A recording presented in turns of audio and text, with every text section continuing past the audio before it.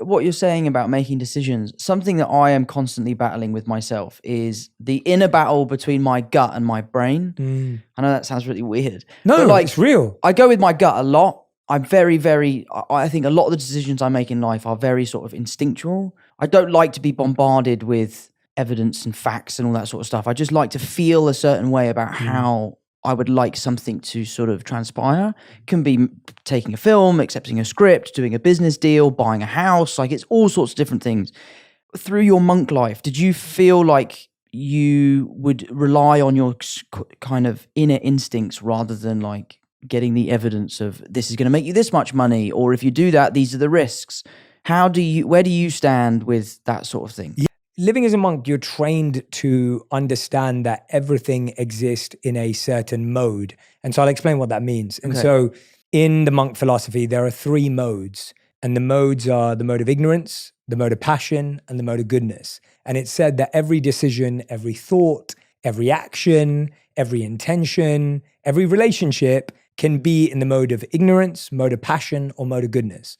And the mode of ignorance is where your relationships or any act is based on insecurity or fear. So when you're doing something out of fear, or you're doing it out of insecurity, or you're doing it out of pressure, that's considered the mode of ignorance. And energetically, we all feel that, right? Know whether I would know whether you were being forced to do this interview today, out of some sort of fear or some sort of whatever it may be. The mode of passion is where you're doing something because you want a certain result. You're doing it just for the reward. You're doing it just because it's going to get you what you want. It's going to get you to the goal. Okay. And so that's considered the mode of passion. And again, energetically, you can tell that when someone has an agenda or someone wants something out of you. I've come here to get my point across on something. Totally. And then finally, the mode of goodness is the energy of like, I feel really at peace. I feel really at ease. This feels aligned with my values, and therefore it feels like the right decision. And so we were trained to sense energetically whether things felt like the mode of ignorance, mode of passion, or mode of goodness,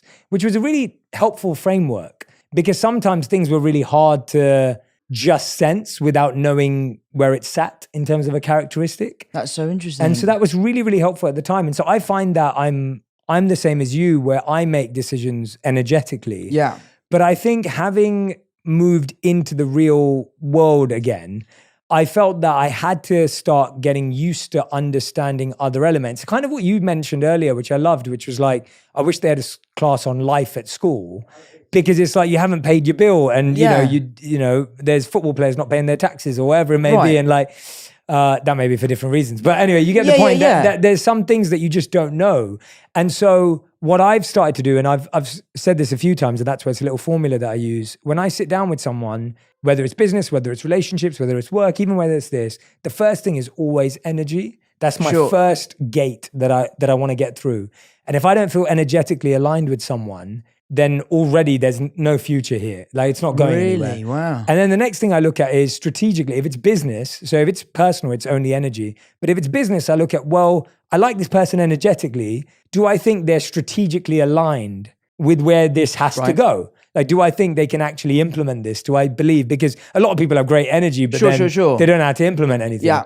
And then finally, I look at, well, does the money align? Does the monetary value align with the energy and strategy? Sure. That's been my business version of what I learned as a monk.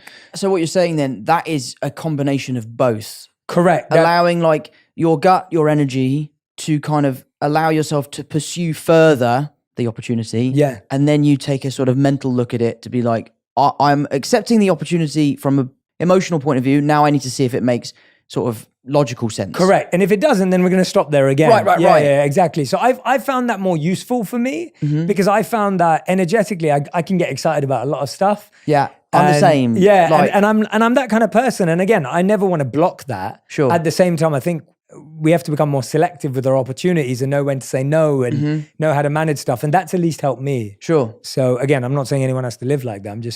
That's it's interesting. Yeah. It's really interesting.